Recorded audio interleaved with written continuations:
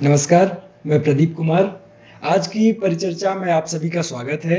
आज की हमारी परिचर्चा में जो हमारे मेहमान हैं, श्री दिनेश कुमार जी, आप पोस्ट डॉक्टरल फेलो हैं। हमारे दूसरे मेहमान हैं श्री मुनवर लाल चौरसिया, आप गवेषणा अध्यक्ष हैं। और हमारे तीसरे मेहमान हैं श्री शिव कुमार जी। श्री शिव कुमार जी सागर यूनिवर्सिटी में दर्शन शास्त्र डिपार्टमेंट में शोध छात्र हैं। दोस्तों, इतिहास में कुछ ऐसे क्षण होते हैं जब ऐसे व्यक्ति हमारे बीच समाज में मौजूद होते हैं जो समय की दिशा को बदलते हैं। आज ऐसे ही एक व्यक्ति का जन्मदिन है, जिस मौके पे आज ये पैनल यहाँ पे इकट्ठा हुआ है और चर्चा के लिए मौजूद है। इसी क्रम में मैं आज डॉक्टर हरि सिंह गौर जी के 155वीं जयंती पे हमारे पैनल को, शहरवासियों को, पूरे देशवासियों को उनकी जयंती पर बधाई देते हैं और साथियों से सवाल करते हैं। मेरा पहला सवाल ये है कि डॉक्टर हरि सिंह गौर अपने बचपन के दिनों में उन्होंने किस तरीके की परिस्थितियों का सामना करते हुए शिक्षा प्राप्त की? जी, धन्यवाद प्रदीप जी। इस हरि सिंह गौर जी की जयंती के शुभ अवसर में हम सबको आमंत्रित करने के लिए। डॉक्टर गौर जी का जीवन बड़ा ही रोचक और बड़े ही संघर्षों से भरा हुआ था। इनका जन्म 26 नवंबर 1870 को सागर के सनीचरी टोरी में हुआ था। गौर बचपन से ही प्रतिभाशाली थे। ये अपने तीन भाइयों में सबसे छोटे थे। सबसे बड़े भाई आधार सिंह थे, जो उस समय नौकरी भी कर रहे थे। जैसे ही इनके बड़े भाई आधार सिंह की नौकरी लगी, वैसे ही इनके पिताजी ने अपनी जो कांस्टेबल की नौकरी थी उसको छोड़कर पुत्र की नौकरी से ही घर चलाना उचित समझा। और इस प्रकार से गौर जी का जो जीवन के शुरुआती दिन हैं वो आर्थिक समस्याओं से भरे हुए थे, क्योंकि पहले से ही जो घर की आय थी वो बड़े भाई पर निर्भर थी। और बड़े भाई जी पहले 50 रुपये प्रति माह दिया करते थे, धीरे धीरे वो 30 रुपये हुआ और अंत में 10 रुपये प्रति माह का वेतन देते थे, जिससे घर के खर्चे, साधारण खर्चे ही चल पाते थे। इसलिए गौर का जीवन जो प्रारंभिक दौर से ही था वो उनकी वजीफे में से ही उनकी शिक्षाओं का शुरुआत हुआ है। शुरू की जो शिक्षाएं हैं, कुछ ट्यूशन शिक्षाओं के बाद जो सनीचरी टोरी के ही बगल में कोई स्कूल था उसमें उन्होंने दाखिला लिया और वहाँ पर टीचर थे मदन लाल जी, जिन्होंने उनको शिक्षा दी। मदन लाल जी के बारे में भी बताते हैं कि वो बच्चों को कभी कभी गलतियों पर चिमटी काट देते थे और जो बच्चे उनके आसपास घेर घेर घूमते रहते थे, जब वो अंदर प्रवेश करने का समय होता था उनको ऐसी बचत होती थी, तो उसमें गौर भी शामिल हो जाते थे। धीरे धीरे ये लोग गणित में पहले से ही प्रतिभाशाली थे, तो इनकी प्रतिभा से प्रसन्न होकर के मदन लाल जी ने इनके पिताजी से कहा कि आपके बेटा तो तिलगा है, भविष्य में आने पर बहुत चमकेगा। और इसी के साथ ही वो मिडिल स्कूल में, सागर में ही कटरा में जो मिडिल स्कूल था वहाँ पे प्रवेश दिए और खुशी में, प्रसन्नता में इस बात को बता दिए कि मदन लाल जी ने ऐसा कहा है कि ये तिलगा है। तो बच्चे इनको चढ़ाने लगे तिलगा के नाम से, और इनमें बाद में पछतावा भी हुआ कि उत्सुकता में ऐसे नहीं बताना चाहिए। धीरे धीरे गणित में और अन्य सब्जेक्टों में इनका ज्ञान, पहले से ही प्रतिभाशाली थे, हर चीज़ों में जो वाद विवाद प्रतियोगिताएं होती थी सब में भाग लेते थे और उन्हें वजीफे लगातार मिलते रहे। और वजीफे की ही राशि से उन्होंने, कभी उनकी माता जो थी वो काम करना चाहती थी, उनका जो दैनिक दिनचर्या के बाद में जो टाइम बच जाता था उसमें वो सूद काटती थी, तो इन्होंने अपनी माँ से कहा कि आप सूद काटने से कुछ पैसा कमाई होता नहीं है, आप मेरे वजीफे से ले लिया करिए, जो इनको 2-3 रुपये प्रति माह वजीफा उस टाइम मिलता था। इसके बाद में इनकी जैसे ही मिडिल स्कूल की पढ़ाई पूरी होती है तो ये जबलपुर हाई स्कूल के लिए जाने को सोचते हैं, क्योंकि उस समय सागर में हाई स्कूल नहीं था। तो जैसे ही ये जा रहे होते हैं तो इनको एक घोड़ा गाड़ी से जाना पड़ता है करेली तक, और करेली से जबलपुर के लिए उस समय ट्रेन था। तो वहाँ तक छोड़ने के लिए जहाँ से घोड़ा गाड़ी मिलेगी, इनकी छोटी बहन आती हैं जिनसे ये बेहद प्यार करते थे और अपने जीवन के विभिन्न समय पे उनको याद करते रहे, क्योंकि जैसे ही जबलपुर से पढ़ाई करके लौटे तो उनको हैजा के कारण उनकी छोटी बहन की मृत्यु हो गई थी। तो उनके बारे में कई कविताओं में भी वो उल्लेख करते रहे और इस प्रकार से मिडिल स्कूल को पूरा करके जबलपुर में जा करके अपनी हाई सेकेंडरी स्कूल की परीक्षा लिए, प्रवेश लिए उधर।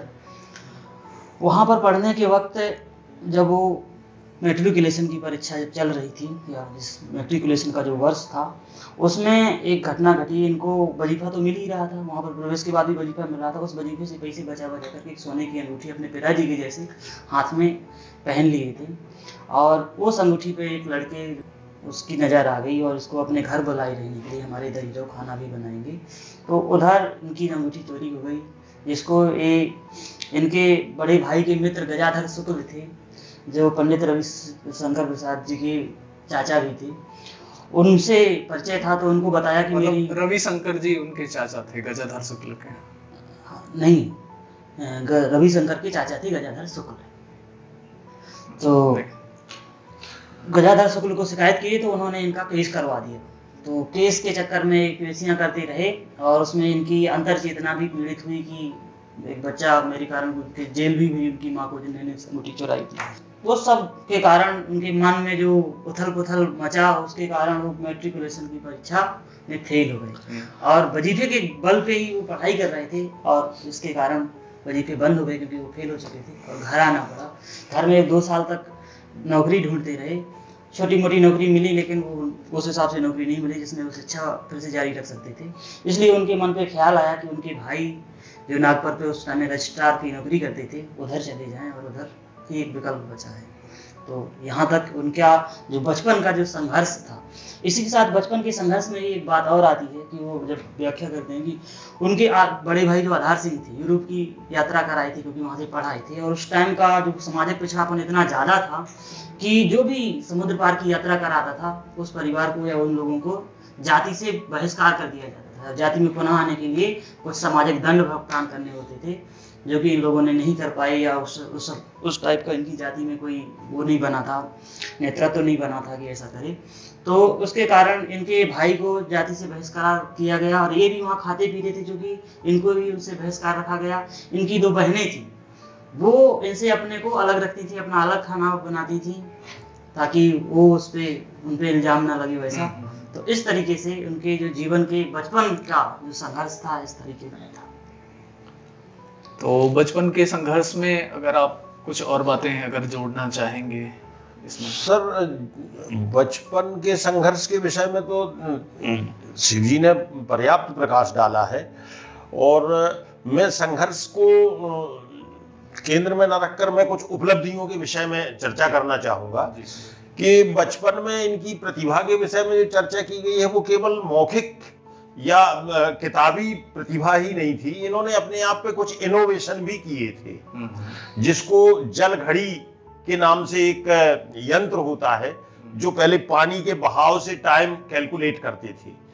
तो उन्होंने एक टीन के ढक्कन में छेद बना के और एक जल घड़ी का निर्माण उस समय किया था, जो एक बहुत महत्वपूर्ण साइंटिफिक मॉडल अपने आप में कहा जा सकता है। तो इनका इस बात का उल्लेख इनके उसमें आया है आत्मकथा में। इसका मैं उल्लेख इसलिए कि संघर्ष तो थे, ऐसा नहीं था कि संघर्ष नहीं थे, संघर्ष भी थे, मानसिक दुविधाएं भी थी, क्योंकि हमारे समाज की स्थिति ऐसी थी कि एक संवेदनशील मन को बहुत मुश्किल होता है उनमें एडजस्ट होना। तो वही दिक्कतें उनके साथ में आई, जिस माँ के तरह जिसको उन्होंने माना, माँ के रूप में ही व्यवहार किया जबलपुर में शिक्षा के दौरान, उसे ही अंत में उन्होंने सजा भी दिलवाई, उसके खिलाफ मुकदमा किया, यद्यपि वो सलाह पे किया था, उनके भाई के मित्र की सलाह पे किया था, परंतु कुल मिला के वो पीड़ित थे इन बातों से। और उन्होंने ये खुद ही लिखा है कि उनकी पीड़ाओं का असर मेरे ऊपर ये हुआ था कि मैं उस परीक्षा में असफल हो गया था उस बार। उसके आगे और पीछे का उनका कहीं भी ऐसी वो नहीं थी कि जो अपन कह सकेंगे किसी भी दृष्टि से वो 99% थे, वो 100% ही थे हर दृष्टि से। तो इसमें कितनी महत्वपूर्ण बात है कि उस समय के दौरान जब वो शिक्षा ग्रहण कर रहे थे और मतलब मिडिल स्कूल में लगभग रहे होंगे, तब ये एक इनोवेशन का उनके अंदर एक प्रोजेक्ट चल रहा था। जी जी। अब इसके बाद उनकी जो संघर्ष जो है धीरे धीरे शिक्षा में आगे बढ़ते हुए, जबलपुर के बाद क्या कुछ ऐसे लोगों से कुछ मिले हैं जिन्होंने उनकी विदेश जाने में कुछ विशेष सहायता या मार्गदर्शन किया? इस बारे में कुछ उल्लेख मिलता है तो यदि शिव कुमार जी कुछ। जी बिल्कुल। जैसे ही वो जब नागपुर जाते हैं अपने बड़े भाई के यहाँ, तो भैया उनको सलाह देते हैं कि आपको अपनी जो इंटरमीडिएट की शिक्षा है उसे पूरा करना चाहिए। और वो इंटरमीडिएट की शिक्षा पूरा करने के बाद नागपुर पे ही एक कॉलेज होता है जो हिस्लिप कॉलेज था, वहाँ पर एडमिशन ले लेते हैं। और वहाँ पर ही एक नए प्रोफेसर आते हैं, प्रोफेसर ब्रैमनेट। शिक्षा का प्रथम वर्ष ही था। ब्रैमनेट से मिलने के बाद उन्हें लगा कि हमें इंग्लिश में और फिलोसफी में ऑनर्स से बीए करना, ग्रेजुएशन करना चाहिए, और उन्होंने वही किया। प्रोफेसर ब्रैमनेट के साथ इतना ज़्यादा अध्ययन हुआ, इतना ज़्यादा उनका आंतरिक लगाव बन गया कि उनसे नैतिक दर्शन की शिक्षा वो लगातार पाते रहे, इंग्लिश की भी शिक्षा, और अन्य सारे अर्थशास्त्र, इतिहास इत्यादि में भी उनसे डिस्कशन करते रहे। बाकी अन्य जो प्रोफेसर थे, वहाँ पर 3 प्रोफेसर थे, व्हीटेन और बाकी के लोग, उनसे भी उनका अध्ययन चलता रहा। लेकिन प्रोफेसर ब्रैमनेट से हर तरीके की अलग अलग जितना उनके अंदर ज्ञान था उनको वहाँ से उन्होंने अर्जित किया, और उन्होंने ही उन्हें प्रोत्साहित किया आगे चलते कि आपको विदेश से जाके डिग्री लेनी चाहिए और आपको कैम्ब्रिज जाना चाहिए। तो इसमें हम लोग देखते हैं कि कितने पाश्चात्य संस्कृति से आए यहाँ पर जो प्रसिद्ध शिक्षक थे, जो अपने विषय में बहुत ही विद्वान शिक्षक माने जाते हैं, उनका एक बहुत गहरा मार्गदर्शन, और कहीं ना कहीं उनकी चेतना में वो बीज पड़े होंगे जो आगे चलकर अंकुरित हुए। तो और उसमें भी हम देखते हैं कि ऐसे महत्वपूर्ण सब्जेक्ट जिसमें इकोनॉमिक्स, दर्शन शास्त्र और नीति शास्त्र जैसी जो विषय हैं, उसके बारे में वो मार्गदर्शन लेते हैं, और उनका किसी न किसी रूप में आगे हम देखते हैं उनके जीवन में इसका बहुत गहरा प्रभाव पड़ता है। मैं आपसे जानना चाहूंगा कि जब डॉक्टर हरि सिंह गौर जब विदेश की यात्रा करते हैं तब किन किन प्रकार से कठिनाइयों का सामना करना पड़ता है, और विदेश में किस प्रकार की कठिनाइयां? सर, ये बात सर्वस्वीकृत है कि सामाजिक भेदभाव ऐसा नहीं कि वो केवल हमारे समाज में ही हो, अंतर सामाजिक भेदभाव का शिकार भी हमारे लोगों को हर जगह होना पड़ता है। यहाँ भी होना पड़ा। जब वो यहाँ से लंदन गए, जब उन्होंने कैम्ब्रिज में शिक्षा ली, उस दौरान भी उन्होंने, चूंकि वो वजीफे के ऊपर निर्भर थे, मैगजीन उन्होंने ये लिखा है कि ज्यादातर डिबेट कंपटीशन या कविताओं की कंपटीशन या आख्यान के कंपटीशन, इन सब में उनको जो पैसा मिलता था उससे उनका खर्चा निकलता था। क्योंकि हमारे यहाँ के और वहाँ के खर्चों में बहुत फर्क है। तो जो निश्चित आमदनी उनके भाई ने और उनके ये भतीजे को अपने साथ लेके गए थे, तो भाई ने इनके और भतीजे के लिए जो निश्चित राशि तय कर दी थी कि हम इतना आप लोगों को देंगे, उससे खर्चे वहां के पूरे होते नहीं थे। तो अपनी पुस्तकों के खर्चे के लिए, अपनी शिक्षा के खर्चे के लिए, अपने सामान्य जीवन यापन के खर्चे के लिए वो इस पर निर्भर थे कि कोई कहीं कंपटीशन हो, कोई व्याख्यान की प्रतियोगिता हो, कोई डिबेट हो, कोई कविताओं की प्रतियोगिता हो। तो वो ऐसी कविताओं में भी उन्होंने एक बार सर्वोत्कृष्ट स्थान प्राप्त किया था, जिसमें उनको ही मेडल मिलना चाहिए था। परंतु जो जूरी थी मेडल देने के लिए, उन्होंने, चूंकि वो सभी यूरोपियंस थे और जीतने वाला एक इंडियन था, तो उन्होंने ये तय किया कि ये इनाम इसको नहीं मिलना चाहिए, तो ये कि इस बार का इनाम किसी को नहीं जाता है, ऐसा नोटिस लगाया। ऐसा इनके साथ लगातार 2 बार हुआ। अंत में इनको बहुत अधिक निराशाएं इन सब बातों से होती थी, परंतु साथ में जैसे दादा भाई नौरोजी वहीं पे थे, तो उस समय वो वहाँ एक राजनीतिक हैसियत के रूप में भी थे, भारत में ही नहीं वहाँ भी थे। लिबरल पार्टी उनको अपना प्रत्याशी बनाती थी। उनके लिए इन्होंने प्रचार करना, उनके पक्ष में भाषण देना, उनके पक्ष में भाषण लिखना, ये सब काम किया, और इससे इनका संपर्क भी बढ़ा, साथ में इनको मान्यता भी प्राप्त हुई एक अच्छे वक्ता के रूप में। उस समय दुनिया के जो बड़े वक्ता होते थे उनसे इनका कंपैरिजन किया गया था और ये बताया गया था कि ये तो बहुत महत्वपूर्ण है। परंतु फिर भी इन सब के बावजूद भी उनकी ये स्थितियां नहीं थी कि जब चाहे तब भारत आ जाएं जैसा हम लोग अक्सर होते हैं कि कभी नौकरी यहाँ कर रहे हैं तो घर आ गए, घर से फिर अपने डेस्टिनेशन पे चले गए, ऐसा उस समय ये सुविधाएं नहीं थी। तो उन्हें जब आने के लिए टिकट करवाना पड़ा, एक और मुसीबत इनके साथ में आई। वो ये हुआ कि इनका भतीजा जिसको साथ में ये लेके गए थे वो अपने कारणों से फेल हो गया। तो उसने भाई अपने पिता को, मतलब इनके बड़े भाई को, इस टाइप की बातें बताई कि ये चाचा मेरा साथ नहीं देते हैं, चाचा मेरी तरफ ध्यान नहीं देते हैं, इस कारण से हम असफल हुए। अच्छा, अब वो उन्होंने भी विश्वास कर लिया जानबूझ के, जो भी हो, इनको उस बात के लिए भला बुरा कहा और अपनी मदद रोक दी। तो जब इनको वापस आना पड़ा था तो अपनी जो इनके पास पुस्तकें और जरूरी सामान था, कपड़े, पुस्तकें, ये सब एक मित्र के लिए बेचा था इन्होंने कि आप हमको पैसे दोगे फिर हम टिकट लेंगे तब हम जाएंगे। उसने अब इनका सामान तो ले लिया, पैसे के लिए दूसरे दिन का वायदा कर दिया जिस दिन इनका जाना तय था। अंत में इन्होंने वो उस निश्चित समय पर नहीं पहुंचा, उसने पैसे भी नहीं दिए। तो इनको एक व्यापारी ने, जब जहाज से ये आ रहे थे तो कोई इंडियन व्यापारी ने इनकी मदद की थी उस समय, उसकी मदद से ये भारत तक आ पाए थे। ये स्थितियां थी, कहीं ऐसा नहीं कह सकते कि बहुत उन्होंने आजादी के साथ में अपना शिक्षा पूरी की हो। माने मेरिट स्कॉलर होते हुए भी जहां भी थे वो 100% मार्क्स के लगभग पाए, सर्वोत्कृष्ट होते हुए भी उनको इस टाइप की परिस्थितियों का सामना करना, और इसका प्रभाव उनके मन पर हुआ। ऐसा नहीं था कि हमारे मन पे कोई प्रभाव से वंचित रह जाते हो, ये होता है। तो इस तरह से देखते हैं कि एक तो विदेश में शिक्षा प्राप्त करने के लिए उनको कितनी प्रकार की कठिनाइयों का सामना करना पड़ा, विदेश में शिक्षा प्राप्त करने के दौरान उनको कितने प्रकार से कठिनाइयों का सामना करना पड़ा, और विदेश से जब फिर से पुनः भारत आने की जो यात्रा जो थी उसके दौरान उनको कितनी सारी कठिनाइयों का सामना करना पड़ा।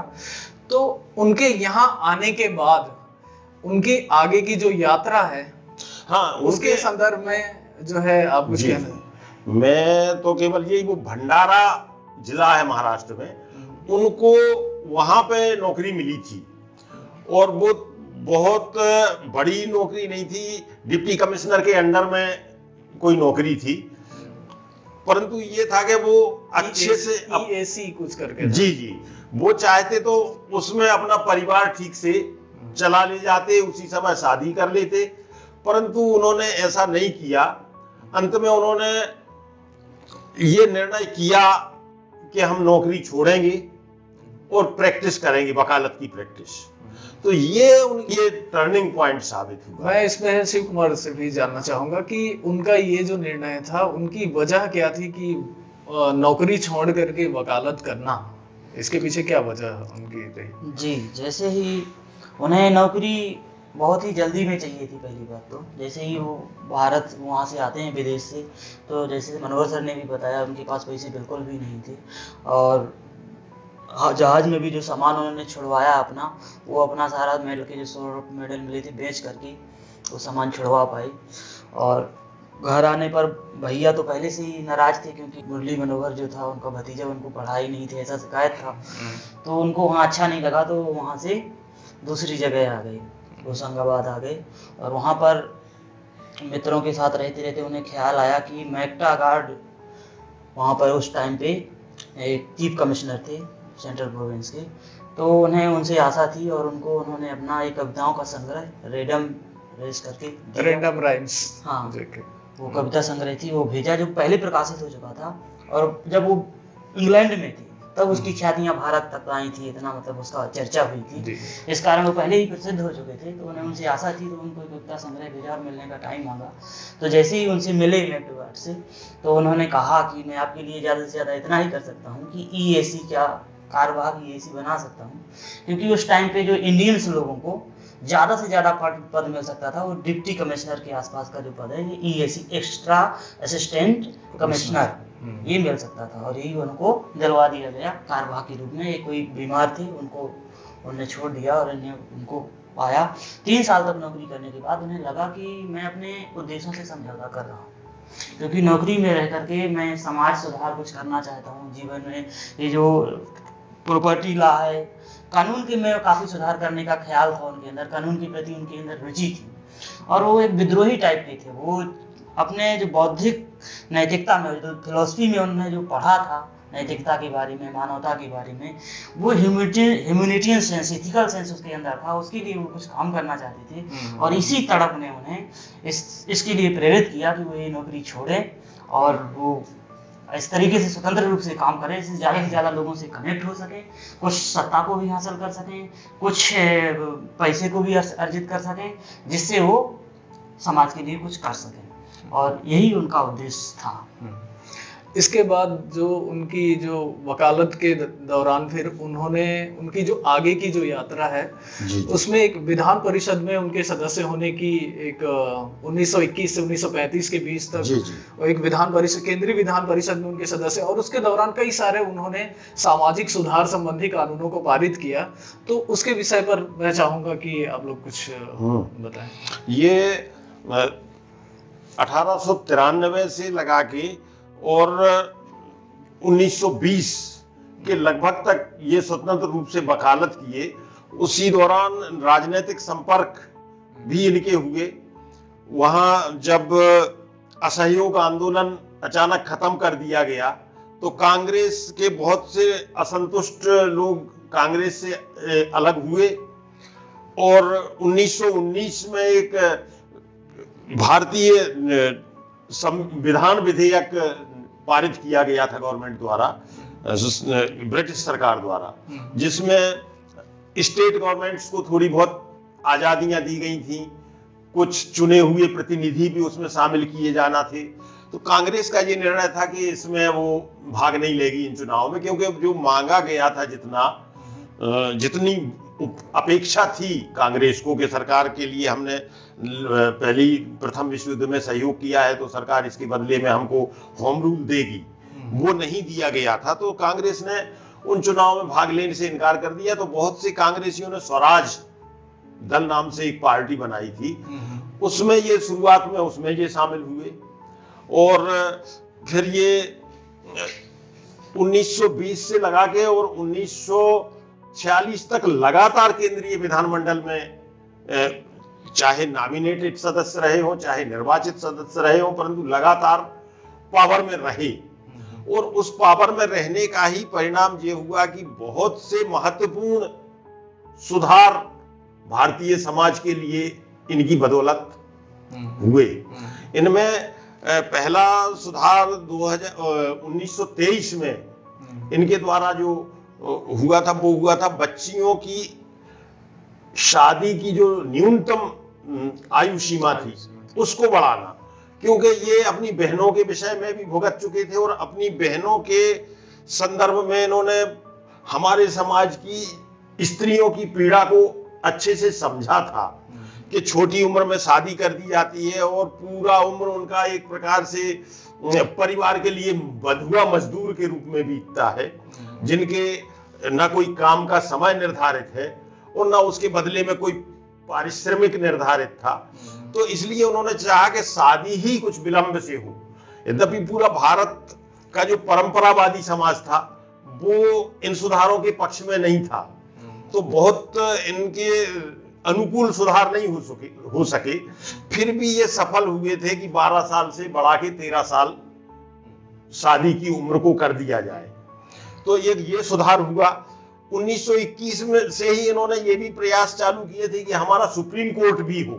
सुप्रीम कोर्ट के गठन, हाँ, सुप्रीम कोर्ट के गठन का जो प्रस्ताव इन्होंने किया था, और उसका कारण ये था कि बहुत मामलों में हाई कोर्ट के बाद यहाँ कोई सुनवाई नहीं थी, प्रिवी काउंसिल में जाना होता था और वहाँ लंदन में ही पूरा सुनवाई होती थी, जो आम किसी भी पक्षकार के लिए संभव नहीं था यहाँ से। तो वो एक बहुत बड़ी उपलब्धि इनके विषय में कही जा सकती है, जिसपे अभी तक हम लोग उतना ध्यान नहीं देते।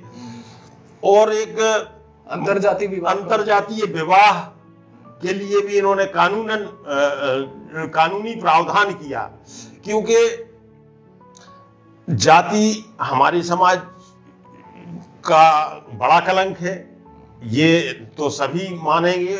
उन्होंने भी इसको स्वीकार किया था, और जाति तोड़ने का एक सबसे सुगम रास्ता अंतरजातीय विवाह है।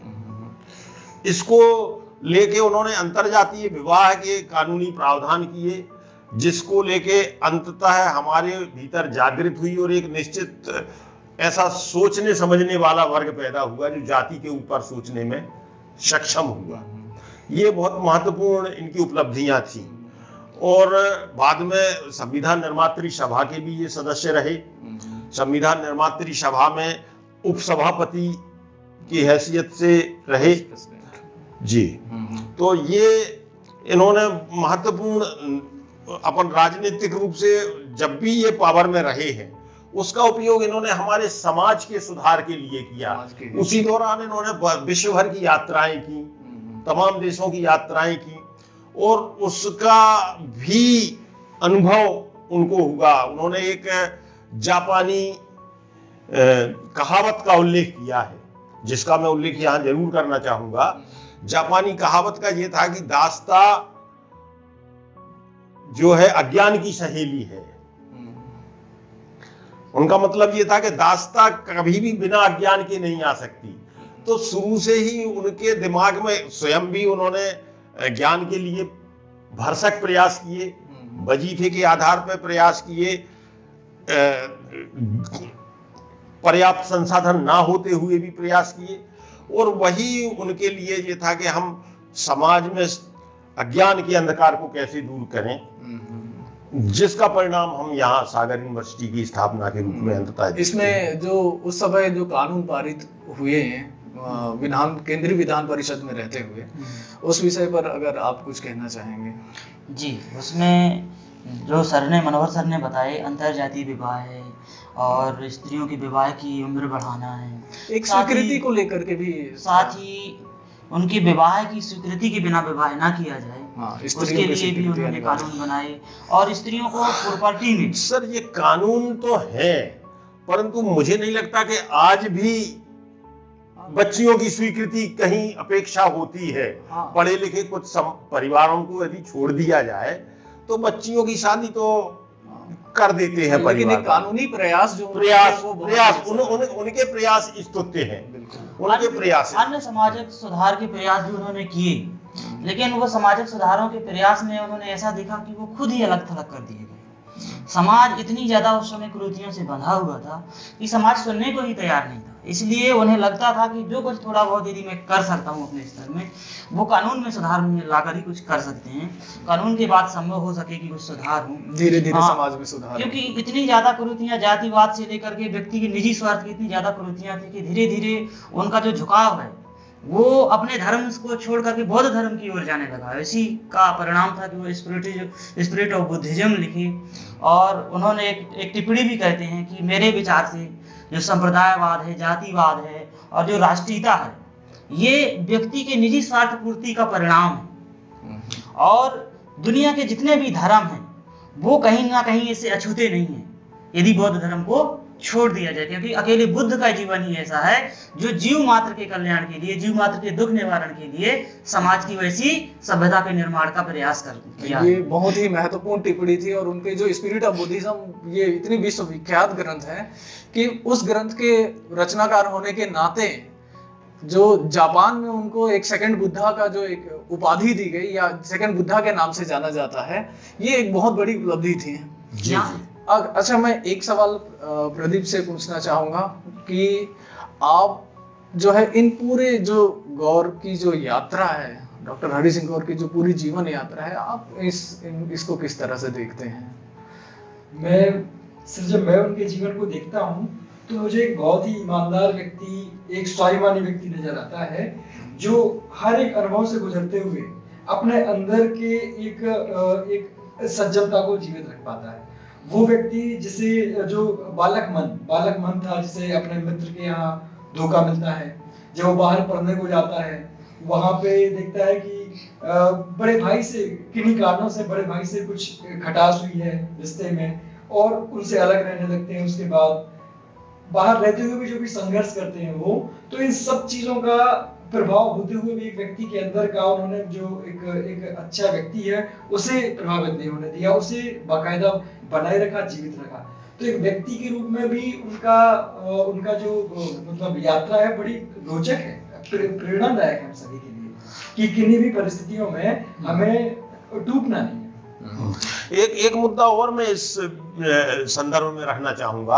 आज चूंकि डॉक्टर गौर की जयंती है, एक अभी तो उसमें एक हम लोग उसके जो उपलब्धियां हैं उसमें हम और अभी आना चाहेंगे। जी जी उसमें उनकी दिल्ली यूनिवर्सिटी के, दिल्ली विश्वविद्यालय के वो फाउंडर वाइस चांसलर थे और नागपुर विश्वविद्यालय के जो है वाइस चांसलर थे। उस दौरान उनके जीवन वृत्तांत से जुड़े हुए अगर कोई बात अगर आप लोग शेयर करना चाहेंगे तो पहले मैं दिल्ली यूनिवर्सिटी के दौरान मैं आपसे जानना चाहूंगा।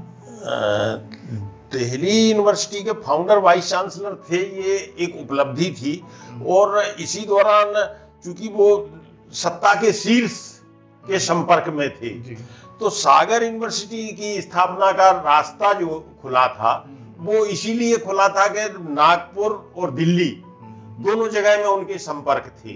यदि वो संपर्क नहीं रहे होते तो शायद सागर में यूनिवर्सिटी बनाने का उनका सपना इतना आसान नहीं था।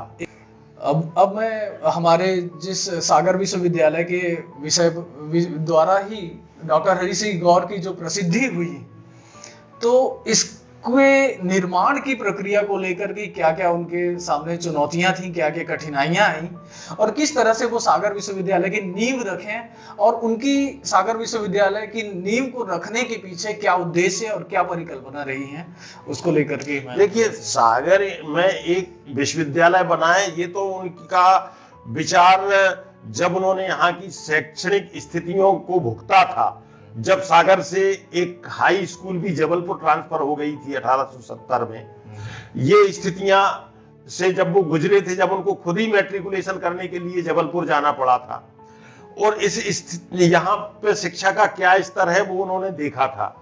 पश्चिम में जिस यूनिवर्सिटी में वो रहे कैम्ब्रिज में, तो उनके दिमाग में कैम्ब्रिज और ऑक्सफोर्ड का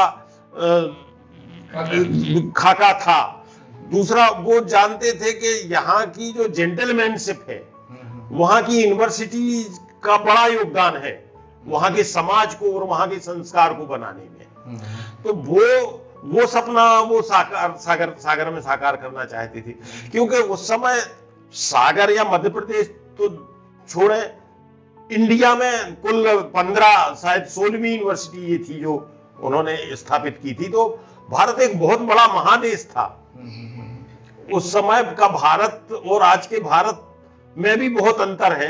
यदि कहा जाए कि बर्मा से लगा के और पाकिस्तान तक सब कुछ संभालते हुए कुल 16 यूनिवर्सिटी होना और उन 16 में 16वीं यूनिवर्सिटी सागर होना बहुत महत्वपूर्ण ये देन उनकी इस क्षेत्र के लिए थी, मध्य भारत के लिए।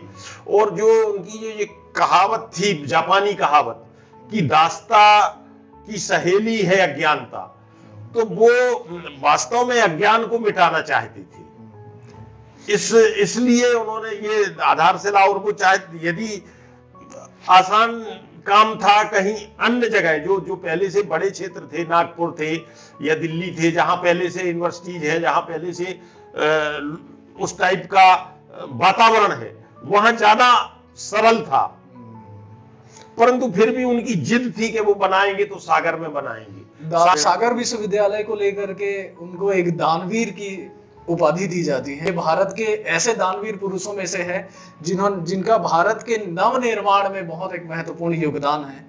तो क्या उन्होंने उस समय सेक्रीफाइसेस किए आर्थिक रूप से? क्या उन्होंने क्या जी हाँ, ये उनके उसमें आया है जीवनी में कि उन्होंने आत्मकथा में कि 20 लाख रुपया तो उन्होंने एक मुश्त जब विश्वविद्यालय स्थापित हुआ था 18 जुलाई 1946 को, तब उन्होंने विश्वविद्यालय को दिए थे।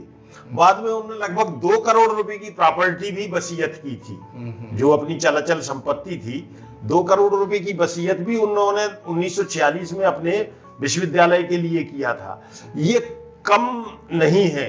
आज के यदि रुपए की कीमत पे देखा जाए तो कई हजार करोड़ रुपए ये सब होंगे।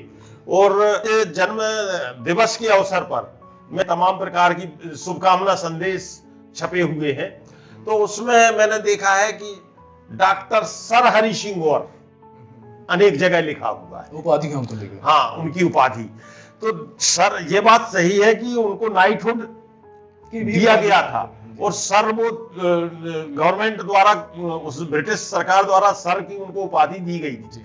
परंतु मेरा जो अभी जो प्रश्न है वो इस संदर्भ में है कि जो हमारे संविधान जो स्वीकार किया गया, संविधान निर्मात्री सभा के उपाध्यक्ष होते हुए डॉक्टर गौर ने जो संविधान स्वीकृत किया था, उसके अनुच्छेद 18 के तहत सभी प्रकार की उपाधियों को सरकार ने समाप्त कर दिया था। केवल शैक्षणिक उपाधि और सेना संबंधी उपाधि, मिलिट्री की उपाधियों को और सेना इसके शिक्षा की उपाधियों को छोड़ के, तो जितने सर थे, नाइटहुड थे, राय बहादुर थे, नवाब थे, सबकी सभी उपाधियां खत्म हो गई थी। आज जो एक आंदोलन हम अपने लेवल पर चलाए हुए हैं, या ना, ऐसा नहीं है कि हम लोग उस आंदोलन के से जुड़े हुए नहीं हैं, हम लोग ही चाहते हैं कि उनको भारत रत्न मिले, या और भी जो हो सके वो सम्मान मिलना चाहिए जिनके वो पात्र हैं। डॉक्टर हरि सिंह गौर विश्वविद्यालय की जो स्थापना है, ये भी कुछ उस तरह के विश्वविद्यालय बने, और समाज सुधार के लिए उनके द्वारा प्रतिस्थापित जो आदर्श हैं वो आज भी हमारे समाज के लिए चुनौतियां हैं। तो हमारी सच्ची श्रद्धांजलि भी और सच्चा सम्मान भी उनकी उपलब्धियों के प्रति यही होगा कि हम उनके उन उपलब्धियों में जो आदर्श छुपे हुए थे, जो दायित्व बोध छिपा हुआ था, उनको स्वीकार करें और समाज में उसको साकार करने का प्रयास करें। मैं इसके आगे प्रदीप से भी जानना चाहूंगा कि क्या हम लोग किस तरह के एक प्रयास किए जाने चाहिए जिससे हम उनके आदर्श जो हैं और उनकी जो उपलब्धियां हैं उनका सही सम्मान कर सकें। जैसे कि उपाधियों की आपने बात कही थी, मैं इसी संदर्भ में कुछ और चीजें जोड़ना चाहूंगा कि गवेषणा ने जैसे एक नई पहल की है। गवेषणा ने नाम के साथ माता जी का नाम जो है वो जोड़ने की परंपरा शुरू की है, परंतु जाति हटा के और पिता का नाम हटा के, पिता का नाम और जाति हटा के, क्योंकि कहीं ना कहीं जो पुरातन सामंती व्यवस्था थी जिसमें हम पिता का नाम और साथ में सरनेम मतलब जाति जो है वो ढोके दोनों चीजें साथ चल रहे हैं। तो आज जब हम लोग बात करते हैं जाति या दूसरी ऐसी बुराइयों के खिलाफ, तो आप ये देखें कि हम लोगों ने सिर्फ चलिए गवेषणा एक प्रयास कर रही है, पर आम लोग जो है आसपास वो प्रयास नहीं कर रहे हैं। ये प्रयास डॉक्टर हरि सिंह गौर ने आज से 100 साल पहले ये प्रयास शुरू कर दिया था कि लोग उस सामंतवादी जो सोच है जो नाम के साथ जुड़ी हुई है उसको उन्होंने त्यागा। उनका व्यक्तित्व कई मामलों में प्रेरणादायक है हमें, जिनमें से एक, जैसे मैंने अभी कुछ समय पहले चर्चा की थी कि एक ईमानदारी भरा व्यक्तित्व, एक स्वाभिमानी व्यक्तित्व, जैसे कि एक लड़का है जिसे शिक्षा प्राप्त करने का मौका नहीं मिला, तो उसने ये तय कर लिया, उसके मन पे ठेस, उसके एक शांत मन पे ठेस लगी और उसने सोचा कि अब मैं एक विश्वविद्यालय बनाऊंगा। एक बच्चा जिसे पढ़ने के दौरान जिन चीजों का सामना करना पड़ा, उसे घर से मदद मिलना बंद हुई, तो उसने सोचा ठीक है, उस चुनौती को भी नेगेटिव ना लेके उन्होंने पॉजिटिव ऐसे लिया कि अपनी और जो उनके व्यक्तित्व के अंदर की कलाएं हैं, उन्होंने एक वक्ता के रूप में काम किया, उन्होंने एक लेखक के रूप में काम किया, तो लगातार एक अपने व्यक्तित्व विकास को जो है उन्होंने नेगेटिव नहीं लिया कि हमारे साथी ने, किसी घर वाले ने साथ छोड़ दिया, जबकि और सकारात्मकता के साथ काम अपना जारी रखा। तो ऐसे व्यक्तिगत स्तर पे और सामाजिक स्तर पे कई स्तरों पे डॉक्टर हरि सिंह गौर का जीवन हमारे लिए प्रेरणादायक है और लगातार हम उससे ऐसे हल्की शिक्षा। बिल्कुल बिल्कुल। एक और महत्वपूर्ण मुद्दे पे चर्चा की जा सकती है, डॉक्टर दिनेश सर से पूछना चाहूंगा कि हिंदू समाज, हिंदू विधि करके उनकी एक किताब आई थी और वो इतनी महत्वपूर्ण हुई थी कि जिसमें ये कहा जाता है हिंदू कोड बिल जो है आगे, आज हिंदू कोड बिल तो अभी भी नहीं है, हिंदू कोड बिल कभी नहीं था, परंतु उसके प्रस्ताव का आधार उन्होंने हिंदू विधि करके वो किताब लिखी थी, जिसमें हिंदुओं से संबंधित कानूनी प्रावधान या हमारी परंपराओं के जो कानूनी पक्ष थे उनको लिया गया था, जिसके रेफरेंस उस समय प्रिवी काउंसिल में और सभी हाई कोर्ट्स में होते थे। तो उसमें हिंदू विधि उस समय जो लगभग 100 साल पहले उन्होंने लिखी होगी पुस्तक, तब से अभी तक हमारा समाज उस दिशा में आगे नहीं बढ़ पाया। Code bill, Hindu code bill को लेके बाबा साहब ने उसके लिए प्रयास किए, परंतु अंत में उनको छोड़ना पड़े उन प्रयास को। फिर अंत में वो 4-5 कानूनों के रूप में अलग अलग पारित हुए, परंतु कुल मिला के कोड बिल नहीं है। जबकि हमारे भीतर ये, हमारे संविधान में ये प्रार्थना, वो ये हमारी जो प्रावधान है वो ये है कि एक कॉमन सिविल कोड होना चाहिए। सिविल कोड बिल जो है आजकल, तो अब uniform civil code, uniform civil code हो, सभी समाज सभी उसको जो अपनाए। परंतु हम लोगों की जो एक दमित इच्छा होती है, हमें लगता है कि वो हिंदू कोड बिल ही हो जो सभी माने। जी जी। तो इस विषय में हमारा समाज आगे क्यों नहीं बढ़ पा रहा? उसके लिए डॉक्टर गौर जैसे और प्रयास लगेंगे क्या? जी बिल्कुल। जब ऐसी उच्चतर चेतना जन्म लेती हैं और इतने बड़े नैतिक आदर्श और प्रतिमान हमारे सामने रखे जाते हैं, जो समाज के लिए न केवल समाज और संस्कृति, रूढ़िवादी जो समाज और संस्कृति जो होती हैं, उसके लिए एक बहुत महत्वपूर्ण चुनौती होती हैं। हम लोग देखते हैं कि समाज में जो बदलाव हैं वो इतने सडनली नहीं हो जाते हैं, चेंज नहीं होता है। धीरे धीरे कुछ कानूनी प्रक्रियाएं का बहुत महत्वपूर्ण रोल होता है। समाज का जो अन्य लोगों, अन्य समाज, अन्य संस्कृतियों के प्रति जो स्वीकार्यता का जो बोध है, उसके विकास में जो समय लगता है। तो ये बहुत महत्वपूर्ण चुनौती आज भी है और हम सबका उत्तरदायित्व भी है कि जितने नैतिक उच्चतर जो प्रतिमान उनके द्वारा स्थापित करने के प्रयास किए गए, जो आदर्श स्वरूप, जो उनके अंदर एक जो नैतिक चेतना जागृत हुई और जो दृष्टियां उनके अंदर बनी समाज को लेकर के या समाज को सुधार को लेकर के, तो वो हमारे लिए आज भी एक उत्तरदायित्व है और बहुत महत्वपूर्ण चुनौती भी है, जिसके साथ अगर हम आगे बढ़ें और उन समस्याओं के समाधान की ओर अगर हम आगे बढ़ते हैं तो निश्चित रूप से ये सच्ची श्रद्धांजलि। मैं यहाँ ये जोड़ना चाहूंगा सर कि वो परंपरागत हिंदू समाज की परंपराएं नहीं थी जो आज हमें चाहिए, या यदि ऐसा होता तो फिर उनके द्वारा सुधार के प्रयास क्यों किए जाते? बिल्कुल बिल्कुल। उन्होंने आगे कदम बढ़ाने की कोशिश की, सोच को लेके भी उन्होंने बुद्धिस्ट जो उन्होंने एक किताब लिखी स्पिरिट ऑफ बुद्धिज्म, उसमें भी इसीलिए वो लिया गया क्योंकि बुद्ध की जो फिलॉसफी है वो वैज्ञानिक दृष्टिकोण के या एक आधुनिक सोच के नजदीक है। इसमें एक और बात मेरे दिमाग में अभी अभी आती रही है बात करते हुए कि 1923 में स्पिरिट ऑफ बुद्धिज्म उनके द्वारा लिखी गई, लगभग 100 साल बीत चुके, परंतु अभी तक उसका हिंदी अनुवाद देखने को नहीं मिला। बहुत बड़ा समाज हमारा अभी भी ऐसा है, जैसे मैं खुद अपने विषय में कहूं, जो जिसकी समस्या भाषा है, परंतु जो उस मैसेज को जानना चाहते हैं कि डॉक्टर गौर बुद्ध के माध्यम से क्या बोलना चाह रहे थे, तो उसमें क्या आपने उसको पढ़ा है? उसमें ऐसी क्या खास बात है जो अभी तक के अन्य ग्रंथों में नहीं है, या उसका अभी तक अनुवाद नहीं हुआ तो क्यों नहीं हुआ? क्या उसमें गवेषणा या और कोई संस्था आगे बढ़ के कुछ ऐसा स्टेप ले सकती है कि उसका हिंदी में अनुवाद प्राप्त हो? निश्चित रूप से इस द स्पिरिट ऑफ बुद्धिज्म बहुत ही विश्वविख्यात एक किताब है, उनके डॉक्टर हरि सिंह गौर द्वारा लिखी गई, और उनके जो इंग्लिश वर्जन है, इंग्लिश ही वर्जन है, और वो इतना भी कठिन नहीं है। मैंने स्वयं उस किताब को पढ़ करके देखा है कि उसका ट्रांसलेशन संभव नहीं है। ट्रांसलेशन बिल्कुल संभव है, उसके लिए एक प्रयास करने की जरूरत है। और लेकिन उस किताब में एक महत्वपूर्ण बात मैंने देखी कि वो बुद्धिज्म को कई सारे कॉन्टेक्स्ट में, इंडियन कॉन्टेक्स्ट में, वेस्टर्न कॉन्टेक्स्ट में वो देखते हैं, समझते हैं, उसकी पोजीशन को समझते हैं, और आने वाली जो भविष्य की जो उच्चतर संस्कृति हो सकती है वो उसका आधार कैसे बन सकती हैं, बुद्धिज्म के उन आधारों पर वो विशेष चर्चा और बात करते हैं।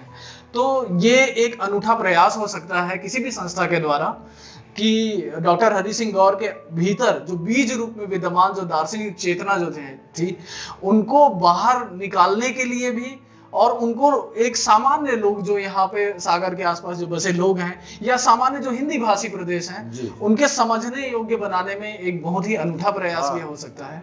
मैं इसमें अभी परिचर्चा के माध्यम से ये बात रखना चाहता हूँ कि यदि कोई संस्था या कोई व्यक्ति आगे आता है कि वो स्पिरिट ऑफ बुद्धिज्म का अनुवाद हमको उपलब्ध करा रहा है 6 महीने में, 8 महीने में, निश्चित समय में, और वाजिब उसके लिए वजीफा की मांग की जाती है, तो निश्चित ही गवेषणा या हमारे परिवार की जो व्यावसायिक संस्थाएं हैं उसमें अपना योगदान देंगी और चाहेंगे कि वो पब्लिक के सामने वो मैसेज आए जो बुद्ध के माध्यम से डॉक्टर गौर देना चाहते हैं। बिल्कुल, तो ये बहुत ही महत्वपूर्ण उद्घोषणा गवेषणा के मंच से हुई, और यही हमारी डॉक्टर हरि सिंह गौर के प्रति सच्ची श्रद्धांजलि होगी कि हम उनके द्वारा छोड़े गए कार्यों को किस प्रकार से समाज में प्रसारित भी कर सकें और समाज में उन सुधारों का सुधार करने का प्रयास कर सकें। इसी के साथ आज हम डॉक्टर हरि सिंह गौर की जयंती की इस